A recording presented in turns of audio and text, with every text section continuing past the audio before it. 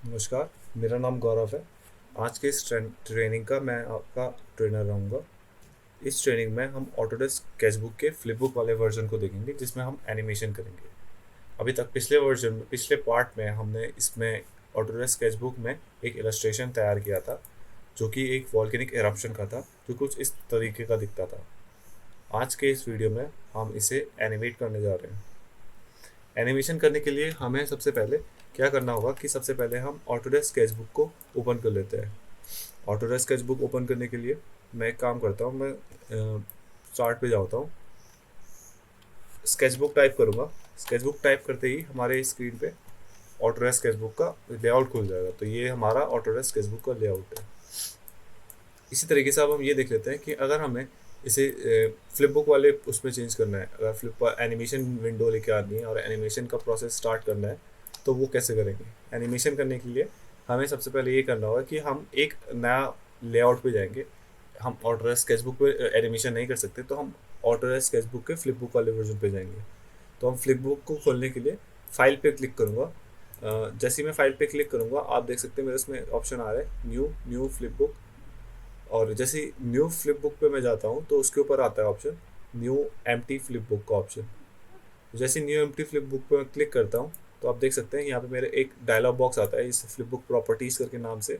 इस flip book properties में मुझे ये डिसाइड करना होता है कि मैं अपनी फ्लिप बुक में जो पेजेस बनाने वाला हूँ वो किस साइज़ के रहेंगे और वो कितने सेकंड पे एक एक बार दिखा एक कितने पेजेस एक सेकंड पे कितने पेजेस दिखाई देगा उसमें हमें। अगर मैं यहाँ पे 24 फ्रेम्स लिखा है इसका मतलब अगर हम 24 फ्रेम 24 अगर 24 मेरे पास पेजेस वहाँ पे मैंने रखे हैं तो वो एक सेकंड में 24 बार दिखाएगा। अगर मैं इसे 12 बार कर दूंगा तो आधी स्पीड में दिखाएगा, मतलब 12 इमेजेस एक सेकंड में दिखाएगा। मैं अभी इसे 24 रहने देता हूँ और यहाँ पे अपना रेजोल्यूशन सेट कर लेता हूँ। मैं 1920 बाई 1080 कर लेता हूँ। ये हमारा स्टैंडर्ड रेजोल्यूशन होता है। जो हमारी स्क्रीन जितनी भी आजकल आती है फुल एच डी स्क्रीन आती है वो सभी 1920 1080 रेजोल्यूशन की होती है। तो एक बार ये सेट करने के बाद मैं ओके कर देता हूँ और अब देख सकते हैं आप कि ये है मेरा ऑटोडेस्क स्केचबुक के फ्लिप बुक का ये स्क्रीन। आपको यहाँ पे कुछ चीज़ें नई देखने को मिलेंगी। जैसे यहाँ पे आप कलर को ऑफ कर देता हूँ तो जैसे मैं लेयर्स ऑप्शन को ऑन करता हूँ अपने तो लेयर्स ऑप्शन में आपके पास सिर्फ यहाँ पे तीन ऑप्शंस मिलते हैं, बैकग्राउंड, मिड ग्राउंड और फोरग्राउंड। इन तीन ऑप्शंस की मदद से ही आपको ऑटोडेस्क स्केचबुक के इस फ्लिप बुक का यूज़ इस फ्लिप बुक में काम करना है। मतलब इन तीन लेयर्स के अलावा आप ना लेयर ऐड कर सकते हो ना लेयर डिलीट कर सकते हो। अगर आप स्केचबुक में देखो तो उसमें तो आप अपने हिसाब से लेयर्स ऐड डिलीट कर सकते थे, लेकिन इसमें आप ऐसा नहीं कर सकते हो। तो ये तो बात रही हमारी लेयर्स की। नीचे आपको एक और नई चीज़ देखने को मिलती है, ये है आपकी टाइमलाइन। इस टाइमलाइन की मदद से आप अपनी फ्रेम्स को ऐड कर सकते हैं, डिलीट कर सकते हैं। आप देख सकते हैं कि आप कौन से फ्रेम में, फ्रेम से हमारा मतलब है। और ये फ्लिप बुक एक आप ये समझ सकते हैं कि ये फ्लिप बुक बहुत सारे पेज की एक कॉपी है। मतलब जैसे अगर आपने फ्लिप बुक देखी है, जैसे पन्ने के अगर हम एक कोने में कुछ ड्रॉ करते हैं उसे ऐसे पलटाते हुए देखते हैं तो वो बहुत तेज़ी से जब चलता है पेज तो एक छोटा सा एनिमेशन होता हुआ दिखता है। अगर एनिमेशन की बात कर रही रहे हैं तो अगर आपने कभी फ्लिप बुक देखी होगी, छोटे बच्चे जब छोटी ड्राइंग की कॉपियाँ होती हैं उसमें अगर आप कुछ चीज़ ड्रॉ करते हैं और फिर उस चीज़ को एक बहुत स्पीड से एक एक के बाद एक पन्ने को ऐसे पलटाते हैं तो वो एक छोटा सा एनिमेशन के रूप में दिखता है। तो उसी तरीके का ये फ्लिप बुक में भी ये सेम होता है। यहाँ पे हम बेसिक्स देख लेते हैं पहले कि फ्लिप बुक में होता कैसा है, क्या काम करता है फ्लिप बुक, एनिमेशन कैसे काम करता है। आप जितने भी मूवीज़ देखते हैं 2D, मतलब जितनी भी चीज़ें होती हैं जो वीडियो फॉर्मेट में होती है वो सारा एनिमेशन ही है। मतलब अगर उसको अगर आप काट के देखें तो वो सारी इमेजेस ही होती हैं। तो बहुत सारी इमेजेस को जब स्पीड में प्ले करके आपके स्क्रीन के सामने रखा जाता है तो उसे एनिमेशन ही बोलते हैं। और वो एक एक मूवी एक वीडियो के फॉर्मेट में आपको दिखता है। तो जो भी ऐसा मूवमेंट होके आपको चेंजेस दिखते हैं स्क्रीन में वो सिर्फ पेजों के या इमेजेस के तेज़ी से मूव करने के कारण ही दिखते हैं। अ, तो हम ये देख लेते हैं कि ये टूल बार, ये जो हमारा ये टाइमलाइन है ये किस काम आती है। तो अगर आप इस टाइमलाइन को यहाँ से पकड़ेंगे तो आप इसे स्ट्रेच कर सकते हैं। स्ट्रेच करने के फ़ायदे से, इस स्ट्रेच करने से आप अगर इसमें एक साथ जितनी प्ले अपने फ्रेम्स प्ले करना चाहते हैं वो आप यहाँ से डिसाइड कर सकते हैं। यहाँ पे ऐड की frame, insert empty frame, add duplicate की फ्रेम का और क्लियर की फ्रेम का या डिलीट की फ्रेम का ऑप्शन आपको मिलेगा। तो जैसे आप उस फ्रेम पे जाएंगे तो यहाँ पे क्लियर की फ्रेम, डुप्लीकेट फ्रेम और इंसर्ट और एम्प्टी फ्रेम, ये सारे ऑप्शंस आपको देखने को मिलते हैं। ये सारे ऑप्शंस हम धीरे धीरे करके आगे आगे उसमें देखेंगे कि किस तरीके से काम आते हैं। अभी हम बेसिक एनिमेशन का एक बेसिक एग्जांपल देख लेते हैं कि किस तरीके से एनिमेशन काम करता है। अब मैं एक आपको एक छोटा सा एक एग्जांपल दिखाता हूँ कि एनिमेशन किस तरीके से काम करता है। मैं एक ब्रश ले लेता हूँ, मैंने एक ग्लो ब्रश ले लिया, ऑरेंज कलर भी सेलेक्टेड है। अगर मैं अब आप ये देखिए कि अब मैं जैसे अगर पहले फ्रेम पे कुछ ड्राइंग बनाता हूँ, अगर मैं यहाँ पे कुछ ड्रॉ करता हूँ और फिर मैं इसे सेकंड फ्रेम पे थोड़ा सा आगे जाके फिर से ड्रॉ करता हूँ, एक टूल की मदद से हम इसमें काम आसान कर सकते हैं, इसे अनियन स्क्रीन कहते हैं। इससे मैं पिछले फ्रेम में मैंने जो ड्रॉ किया है वो देख सकता हूँ। वो डार्क कलर कर देते हैं।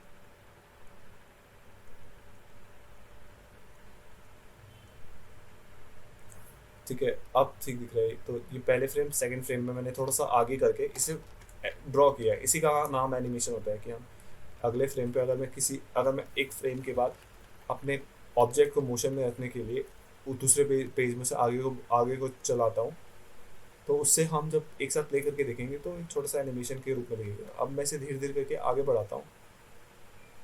आप देख सकते हैं मैंने इसे थोड़ा हर हर पेज में एक छोटे से गैप के साथ आगे बढ़ा है।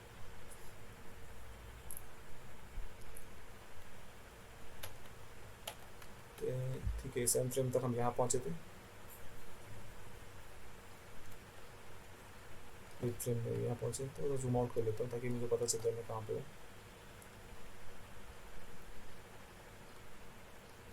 थोड़ा सा कलर कर दिया, थोड़ा सा हमें और गैप देना चाहिए इसमें।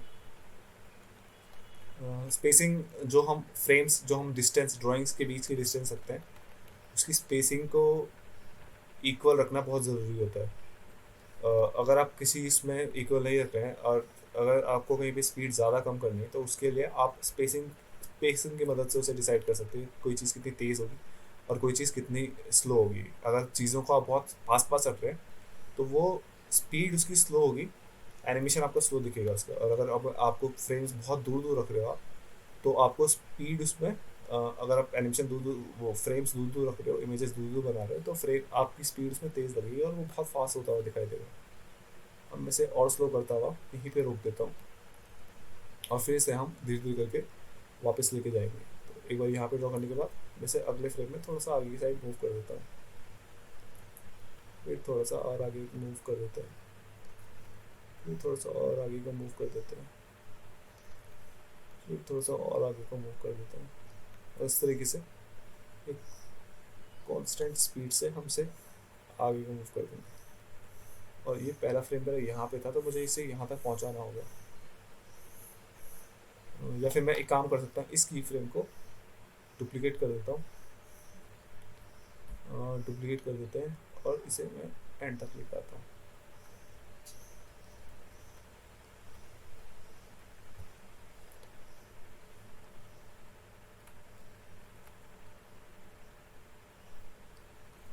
ठीक है,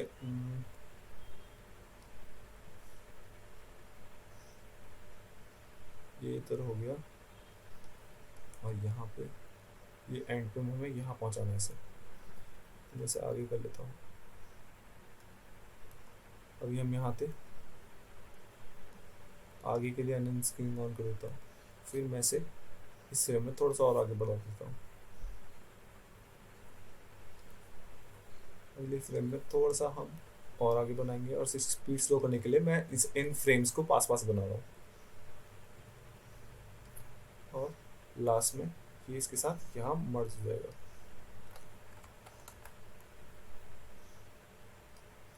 ठीक है, अब आप अगर से प्ले करके देखेंगे, मैं इसे थोड़ा सेट कर देता हूँ। ये नीचे जो स्लाइडर है इसकी मदद से मैं अपने फ्रेम्स कितने प्ले करना चाहता हूँ ये डिसाइड कर सकता हूँ।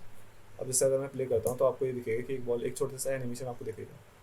तो एनिमेशन का बेस बेस कंसेप्ट यही है कि अगर आप कुछ इमेजेस को ऐसे तेज़ी स्पीड से दिखाएंगे अपनी स्क्रीन के सामने, तो वो एक छोटा सा एनिमेशन का फॉर्म दिखेगा, मतलब मूव होते हुए दिखेगी आपको चीज़ें। तो जैसे बॉल टाइप की लेफ्ट से राइट को मूव हो रही है और वापस लेफ्ट टू राइट मूव होते, मतलब एक सिंक से एक लूप सा बना देगी, लेफ्ट टू राइट मूव हो रही है। तो इस तरीके का एनिमेशन का हम यूज़ करने वाले हैं आज के सेशन में। तो इसमें हमने ये देखा है कि किस तरीके से हम टाइमलाइन का यूज़ करते हैं, किस तरीके से हम एनिमेशन का बेसिक कंसेप्ट है कैसा है, एनिमेशन काम कैसे करता है। एक काम करता हूँ मैं, अपने स्केच को इंपोर्ट कर लेते हैं इसमें। इंपोर्ट करने के लिए हमें पहले स्केचेस को बहुत सारे पीसेस में तोड़ना पड़ेगा, हमें उसे पीएनजी सीक्वेंस में, अलग अलग पीएनजी सीक्वेंस में बनाना पड़ेगा। तो मैं से एक पहले अपने वापस पुराने स्केचबुक पे चला जाता हूँ जहाँ मैंने अपना एनिमेशन वॉल्केनो का ड्राइंग बनाई थी। जैसे मैं इसे ओपन करता हूँ, इसमें यहाँ पे ऑप्शन देता है कि आपको ये सेव करनी है, तो मैं नो कर देता हूँ। शायद गलत गलत पार्ट खुल गया मैंने, वापस आता हूँ। ये है मेरा वॉल्केनो। तो इस वॉल्केनो को मुझे अब ऐसा पार्ट्स में डिवाइड करना है ताकि मैं इसे उसमें ले जाके यूज़ कर पाऊँ। और अगर मैं एक साथ इसे लेके चल जाऊँगा तो वहाँ मेरे पास लेयर के ऑप्शंस उतने नहीं हैं, इसलिए मुझे कुछ भी शो नहीं करेगा, मतलब मुझे मेरे सारे लेयर्स मर जाएंगे और मैं काम करने में बहुत मुश्किल होगी मुझे। तो सबसे पहले हम ये काम कर लेते हैं कि इन सभी लेयर्स को अलग अलग पार्ट्स में डिवाइड कर लेते हैं और इन्हें एक्सपोर्ट कर देते हैं एज अ पीएनजी सीक्वेंस, मतलब पीएनजी इमेज की फॉर्म में हम इसे एक्सपोर्ट कर देंगे। पीएनजी इमेजेस का फ़ायदा ये होगा कि उसके साथ उसका बैकग्राउंड नहीं जाएगा, और अगर कोई आप किसी और फॉर्मेट में से एक्सपोर्ट करेंगे तो वो एक वाइट बैकग्राउंड के साथ ही किसी बैकग्राउंड के साथ जाएगा। तो सबसे पहले मैं ये कर रहा हूँ कि मैं अपनी लेयर्स ऑफ कर देता हूँ। जो लेयर्स आप देख सकते हैं कि मैंने अभी तक जितनी भी चीज़ें बनाई थी सब ऑफ कर दिए। अब मैं सिर्फ वही लेयर ऑन रख रहा हूँ जो मेरे काम की है। तो जैसे यहाँ पे देखो, मैंने वॉल्केनो की सारी लेयर्स को ऑन रखा है और बैकग्राउंड का लेयर को ऑन रखा है। अब मैं चाहता हूँ कि पहले मैं बैकग्राउंड एक्सपोर्ट करूँ, तो मैं बैकग्राउंड के लेयर को ऑन करके रखता हूँ, वॉल्केनो को भी ऑफ कर देता हूँ। या अगर चाहते हैं कि आप वॉल्केनो पहले एक्सपोर्ट करते हैं तो आप वॉल्केनो को एक साथ रख सकते हैं और इसको स्टार्स और बैकग्राउंड को ऑफ कर सकते हैं, तो जैसा आपको सही लगे। सबसे पहले आप एक काम कीजिए कि स्टार्स को ऑफ कर दीजिए, क्योंकि ये फिर बाद में दिखाई नहीं देंगे आपको। फिर आप बैकग्राउंड को ऑफ कर दीजिए और अब मैं इसे मैं एक्सपोर्ट कर देता हूँ एक एक करके। तो जैसे मैंने अभी ये वॉल्केनो तैयार कर दिया, मैं इसे फाइल पे जाऊँगा, यहाँ पे जाऊँगा सेव एज, और यहाँ पे एक नया फोल्डर बना देता हूँ मैं वॉल्केनिक एरप्शन के नाम से। वॉल्केनिक वॉल्केनो एसेट पैक लिख लेते हैं सर। बस एक सेकेंड क्लियर करके इसे वॉल्केनिक एसेट पैक लिख लेते हैं। वॉल्केनो एसेट्स एसेट्स और ओके पे सेव पे क्लिक कर दूँगा और ये मेरा सेव हो चुका है। मैं देख लेता हूँ इसे।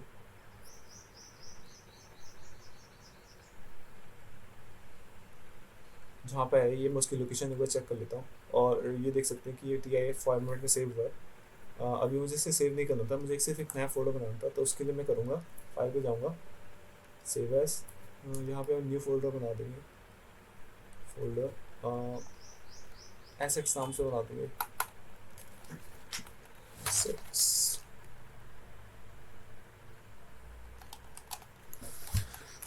और इसे हम सिर्फ ये लिख लेते हैं पार्ट्स ऑफ वॉल्केनो, और सेव ओके पे क्लिक करूँगा। फिर इसको मैं खोलूँगा और इसके अंदर मैं वॉल्केनो के एसेट्स डाल देता हूँ। तो वॉल्केनो एसेट्स, इसमें मैं इसको नाम दे देता हूँ वॉल्केनो मेन।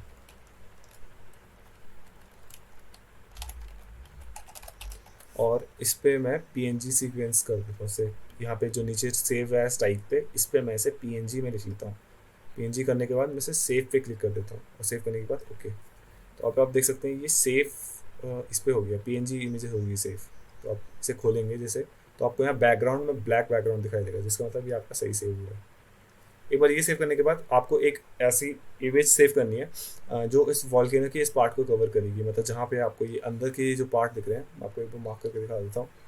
जो भी आपके ये अंदर के पार्ट्स हैं, इतने इतने पार्ट को कवर करने के लिए हमें एक एक कवरिंग बनानी है इसके लिए। तो मैं क्या करूँगा कि जो इसका ये वाला पार्ट है, वाइट वाला पार्ट है, इसको मैं डुप्लीकेट कर देता हूँ। इसे मैं डुप्लीकेट करूँगा एक बार, यहाँ पे जाऊँगा और इसे डुप्लीकेट इमेज करके, डुप्लीकेट करने के लिए हम क्या करेंगे एक बार ये भी देख लेते हैं। मैंने ये कहा कि मैं वाइट वाले पार्ट को डुप्लीकेट करने आ रहा हूँ, तो उसको मुझे चेक करने के लिए सबसे पहले इसे ऑन ऑफ करके देखना पड़ेगा ये कौन सा है। तो वाइट वाला पार्ट जैसे मैं आई बटन पे क्लिक कर रहा हूँ तो ये वाला ऑन ऑफ हो रहा है। तो मैं इसमें इसको सेलेक्ट करूँगा और यहाँ पे डुप्लीकेट पे चल जाऊँगा और इसको रीनेम कर देते हैं। इसको मैं कवर का नाम दे देता हूँ। तो मैं यहाँ पे जाऊँगा, रीनेम के ऑप्शन पे जाएंगे और उसका नाम वॉल्केनो कवर दे दूँगा और ओके पे क्लिक कर दूँगा। अब इसका मैं कलर चेंज कर देता हूँ। कलर कौन सा सेलेक्ट करूँगा, मैं ये कलर पकड़ का यूज़ कर सकता हूँ। ये कलर पिक करने के लिए मैं इस टूल का यूज़ कर सकता हूँ। जैसे मैं इस टूल पे क्लिक करता हूँ तो अब मैं जिस कलर के ऊपर जाऊँगा तो ये कलर अपना आप चूज़ कर देगा। तो जैसे मैं इस पर टच करता हूँ तो देख सकते हैं आप, मेरा इसका कलर ऐसा हो गया जैसा मेरा बैकग्राउंड का कलर था। अब इसे क्रॉस कर देता हूँ, बकेट टूल लूँगा और इस पर ऐसे कलर डाल देता हूँ। एक बार कलर डालने के बाद ये देख सकते हैं ये मेरा कलर इसका ऐसा हो चुका है। एक बार अब मैं इसे उठा लेता हूँ और इसे ऊपर की साइड शिफ्ट कर देता हूँ। मैं काम करता हूँ, इसे मैं ऊपर रख देता हूँ सारी लेयर से, क्योंकि ये मेरे को कवर करने के लिए चाहिए। तो मुझे चेक करना पड़ेगा इसका साइज़ कितना आ रहा है। तो अब आप देख सकते हैं कि ये है मेरा, ये है मेरा इसका कवर। सॉरी, इसका बकेट से इस पर वापस कलर डाल देते हैं। ठीक है, अब ये कलर भर चुका है इसमें ढंग से। तो अब आप जैसे इसे ऑन ऑफ करके देखेंगे तो आपको उसके अंदर की लेयर दिखेगी। तो हम मैंने एनिमेशन कुछ इस तरीके का करने वाले थे कि इसमें जो भी अब हम ये करने वाले हैं, जैसे कि हम कुछ एनिमेट करेंगे तो ये इसका ये पार्ट को हम ऐसे स्लाइसिंग एनिमेशन दिखाने वाले हैं। तो मैंने इसलिए इसका एक अलग सा नया लेयर लिया। आप ये नई लेयर ले लीजिए और मतलब आप वाइट पार्ट को डुप्लीकेट करके उसकी एक नई लेयर ले लीजिए और ये आपको बाकी के सारे पार्ट्स आपको उसके ऑफ करने हैं। तो मैं सिर्फ उस लेयर को ऑन रख रहा हूँ, वॉल्केनो के कवर वाला, और बाकी सबको ऑफ कर रहा हूँ। तो अब देख सकते हैं मैंने सारे ऑफ कर दिए। वाइट वाले पार्ट को भी ऑफ कर देता हूँ। एक बार चेक कर लेते हैं कि हमने सारी ऑफ करी नहीं करी, स्पॉट सारी ऑन रहेगी। इसे मैं ऑन ऑफ करके देखता हूँ तो अभी भी यहाँ पे बैकग्राउंड में एक लेयर ऑफ नहीं हुई है, ये वाली लेयर। इसे ऑफ कर देते हैं और ये वॉल्केनो की कवर वाली लेयर को सिर्फ रहने देता हूँ। अब मैं इसे फाइल सेव एज और इससे भी पीएनजी सीक्वेंस, पीएनजी इमेज में वॉल्केनो, हम इसे नाम देंगे कवर। कवर कवर नाम से मैं इसे पीएनजी में सेव कर देता हूँ। पीएनजी में सेव करने के लिए मैं फाइल पे गया, सेव एज, फिर वहाँ से मेरे को चूज़ करना पड़ा कहाँ फाइल सेव करनी है, फिर उसे पीएनजी यहाँ से सेव एज टाइप में पीएनजी पे गया और सेव कर दिया। इसी तरीके से मैं बाकी चीज़ें भी सेव कर लेता हूँ अपनी। काम कर लेते हैं, हमने ये सेव कर लिया। अब मुझे सेव करना है बैकग्राउंड वाला। तो बैकग्राउंड वाला हमने छोड़ दिया था, तो पहले बैकग्राउंड वाला भी सेव कर देते हैं। इसे मैं ऑन कर लेता हूँ पहले। इसे नीचे लेके जाते हैं, स्काई ऑन करता हूँ, स्टार सारे ऑन कर देता हूँ। बैकग्राउंड में मुझे सारी चीज़ों की ज़रूरत पड़ेगी। फाइल पे जाऊँगा, सेव एज पे जाऊँगा, वॉल्केनो पे, पार्ट्स ऑफ वॉल्केनो पे जाऊँगा वापस जहाँ पे मैंने फाइल सेव की थी। बाकी पीएनजी पे क्लिक करूँगा और इसको मैं दे दूँगा वॉल्केनो बीजी बैकग्राउंड और सेव पे क्लिक कर दूँगा और फिर और ओके पे क्लिक कर दूँगा। ये पूछ रहा है कि अगर आप सारी लेयर्स को वो करोगे, एक ऐसे सेव करोगे तो ये सारी लेयर्स मर्ज हो जाएंगी। इस एरर का मतलब ये है कि अगर आप लेयर्स को ऐसे सेव करते हो तो आप उसे बार बार ऐसे मल्टीपल लेयर्स में आप वापस खोल नहीं पाओगे, सिर्फ सिंगल लेयर हो जाएगी, ये सारी मर्ज हो जाएगी। तो हमें उससे कोई प्रॉब्लम नहीं, तो हम ऐसा सेव कर देते हैं। तो अब मैं क्या करता हूँ कि ये जो लावा वाला पार्ट है, इस वाले को मैं इसे भी एक्सपोर्ट कर देता हूँ। तो मैं लावा वाले को ऑन कर देता हूँ लेयर को और उसमें फाइल में जाके सेव एज TIF को PNG कर देते हैं वापस। वॉल्केनो इसको मैं दे देता हूँ वॉल्केनो लावा नाम से सेव कर देते हैं। और PNG फाइल है ये, हमने बाकी सारी ऑफ कर रखी है। सेव पे क्लिक करूँगा, वापस वही एरर देगा और ओके कर दूँगा, कोई प्रॉब्लम नहीं। फिर इसके बाद मैं इसमें फटाफट एक स्मोक ले लेता हूँ और एक टेक्स्ट एक्सपोर्ट कर देंगे। अभी स्मोक एक्सपोर्ट करता हूँ मैं, फाइल पे जाऊँगा, सेव एज, यहाँ पे PNG वॉल्केनो स्मोक,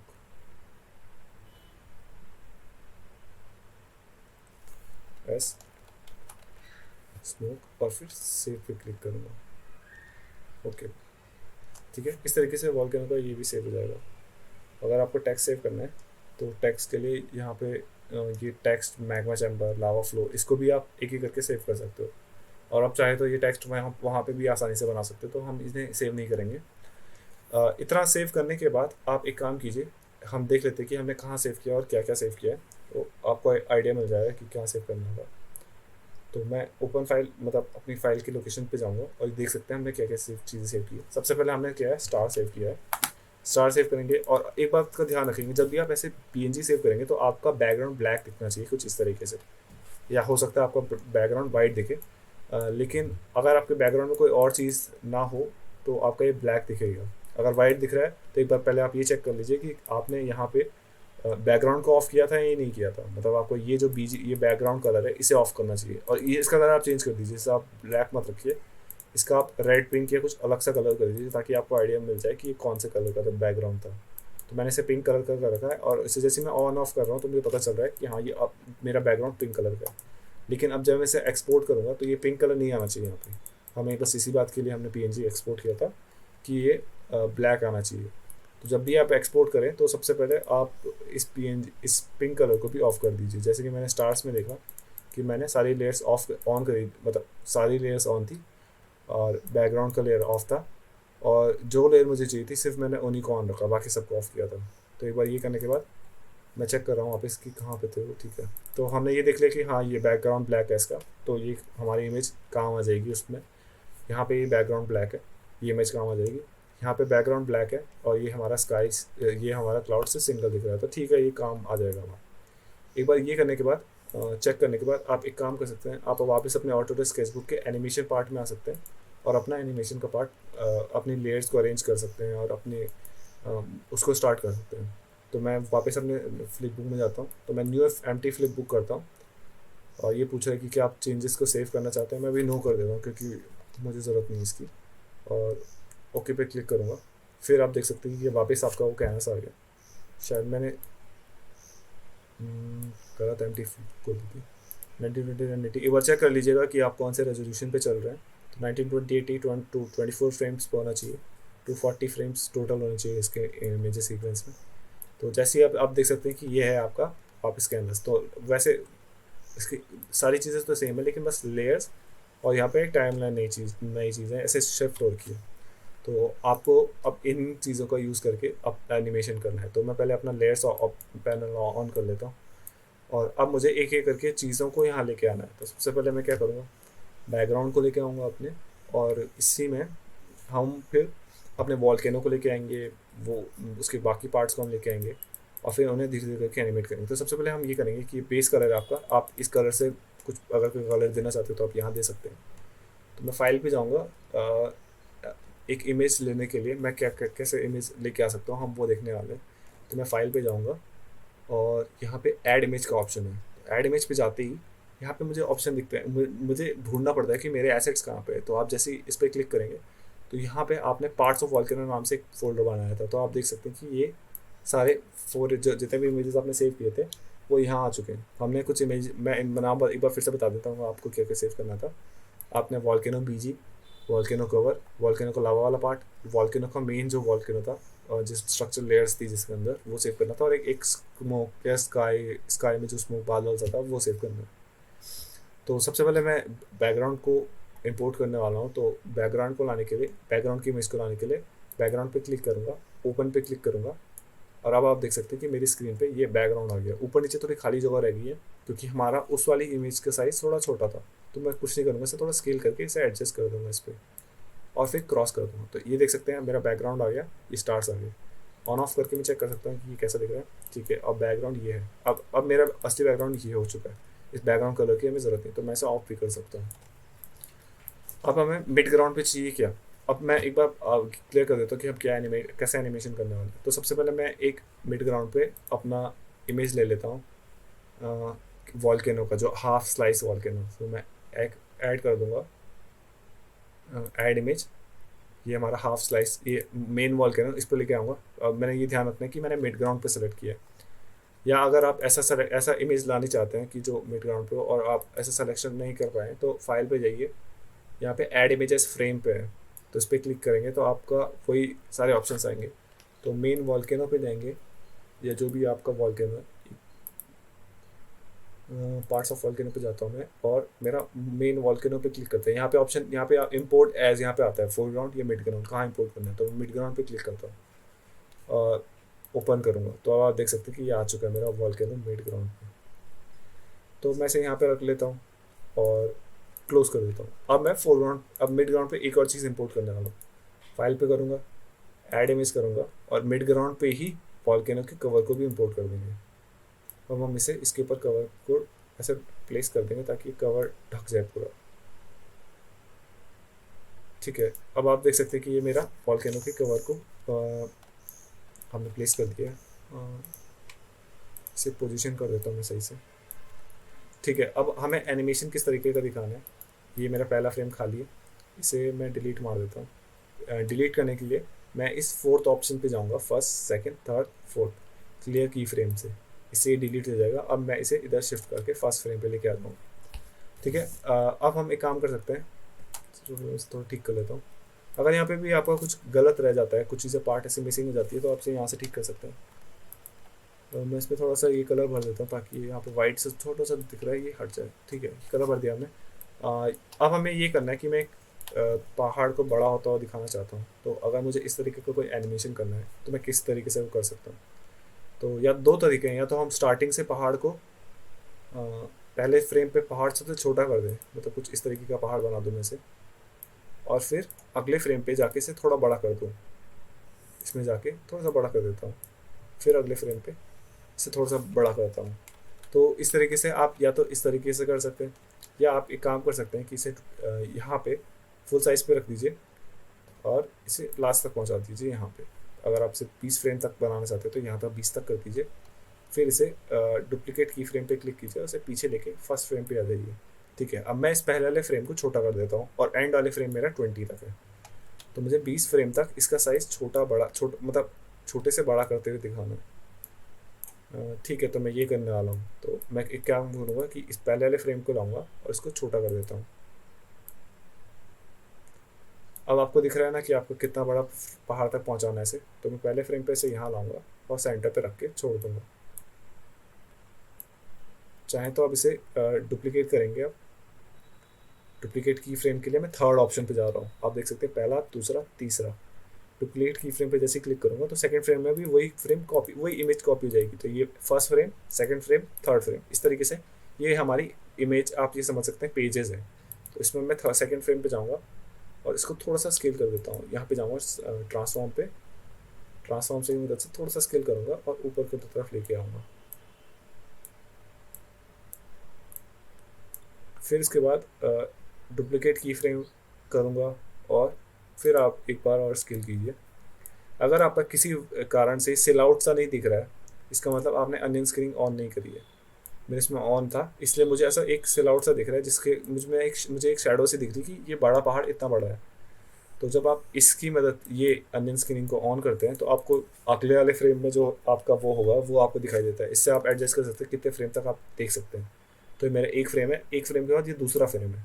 तो दूसरे फ्रेम का ये मुझे अनियन स्क्रीनिंग दिखा रहा था कि कितना फ्रेम तुम्हारे दूसरे फ्रेम में कितना बड़ा पहाड़ है, या मतलब क्या तुमने ड्रॉ किया, उसका एक मतलब ऐसे सेल आउट टाइप का दिखा रहा था। तो मैं एक काम करूँगा, इसे डुप्लीकेट करूँगा, इस की फ्रेम को डुप्लीकेट की फ्रेम करेंगे। तो अभी तक हमने ये किया था कि पहले था बड़ा हुआ, फिर और बड़ा हुआ, और अब हम इसे और बड़ा करने वाले हैं। तो स्केल करके इसे थोड़ा सा और ट्रांसफॉर्म करके ऊपर लेके आ जाऊँगा। फिर डुप्लीकेट करेंगे, ट्रांसफॉर्म करेंगे, स्केल करूँगा मैं इसे थोड़ा सा ऊपर लेके आ जाऊँगा। फिर इसे डुप्लीकेट करूँगा, ट्रांसफॉर्म करूँगा, स्केल करूँगा और फिर थोड़ा सा ऊपर लेके आ जाऊँगा। फिर डुप्लीकेट करूँगा, ट्रांसफॉर्म करूँगा, स्केल करूँगा और थोड़ा सा ऊपर लेके आ जाएंगे। आप चाहे तो इसे थोड़ा छोटा भी कर सकते हैं, अभी बहुत सारा बड़ा एक साथ नहीं होना चाहिए। फिर इसे डुप्लीकेट करेंगे, ट्रांसफॉर्म करेंगे और थोड़ा सा स्केल करेंगे। फिर डुप्लीकेट करेंगे, ट्रांसफॉर्म करेंगे और इसे इतना स्केल कर देंगे। और फिर एंड में तो हमारी लास्ट वाली इमेज है उसे इसके ऊपर रख दूंगा मैं। इस तरीके से मैं बस सेट कर रहा हूँ इसे, और एंड में ये इमेज हमारी यहाँ पे आ जाएगी। अब एक काम करता हूँ, मैं इन सब के बीच में अब एक बार प्ले करके देख लेते हैं पहले, फिर मैं आपको बताता हूँ कि हम इसे क्या कर सकते हैं। तो मैं एक बार प्ले करता हूँ। तो ये एक बहुत तेज़ एनिमेशन हमें देखने को मिलता है, बहुत तेज़ी से पहाड़ बड़ा हो रहा है। अगर आप चाहते हैं कि इसमें थोड़ा गैप आए तो क्या करेंगे आप, तो आप इसमें ये इंसर्ट एम्प्टी की फ्रेम कर सकते हैं हर फ्रेम के बाद। थर्ड फ्रेम पे इंसर्ट एम्प्टी फ्रेम, फिफ्थ पे, सेवन्थ पे, नाइन्थ पे, और वापस से घूम गए। तो हर फ्रेम के बाद यहाँ पे आप इंसर्ट की एम्प्टी की फ्रेम पे क्लिक करेंगे तो एक गैप सा बन जाएगा दोनों के बीच में, एक खाली फ्रेम भर जाएगा। तो आप खाली फ्रेम की मदद से इनकी स्पीड को थोड़ा कंट्रोल कर सकते हैं। तो एक खाली फ्रेम का मतलब कि ये जो पहला फ्रेम है ये डुप्लीकेट हो गया सेकंड फ्रेम पे, या खाली फ्रेम एक इनके बीच में एक खाली की आ गई है, तो खाली की मतलब ये फ्रेम दो दो दो फ्रेम्स तक यहाँ पे हमारे पास सामने दिखाई देगा। अब ये पहाड़ धीरे धीरे बड़ा हो रहा है, पहले से ज़्यादा धीरे बड़ा हो रहा है, अभी भी तेज़ है और थोड़ा सा स्मूथ कम है, पर फिर भी ये अभी तक ठीक ठाक बड़ा इतने तरीके से ठीक बड़ा हो रहा है। तो ये इस तरीके से बड़ा होता है, आपको पहले उसमें दिख रहा है। तो पहले पार्ट में हम ये कर रहे थे कि हम इसमें किस तरीके से पहाड़ को बड़ा होते हुए दिखाने वाले हैं। इसके अगले वीडियो के पार्ट में हम इसमें ये देखेंगे कि किस तरीके से हम इसमें इसके और एनिमेशन करने वाले हैं। अभी एक स्लाइसिंग और एनिमेशन करने वाले हैं अगले पार्ट में हम इसमें, और वॉल्केनो बनाने वाले हैं, इसके अंदर का लावा जो असली था वो हम इसमें लेके आने वाले। तो वो लावा बनाने के लिए भी मैं 2 पार्ट बनाऊंगा, वो सारा हम अगले पार्ट में देखेंगे वीडियो के। इस पार्ट के लिए इतने, आप अगले पार्ट में देखिए कि किस तरीके से हम इसमें लावा ऐड करते हैं और जो बाकी के एनिमेशन है वो किस तरीके से करते हैं।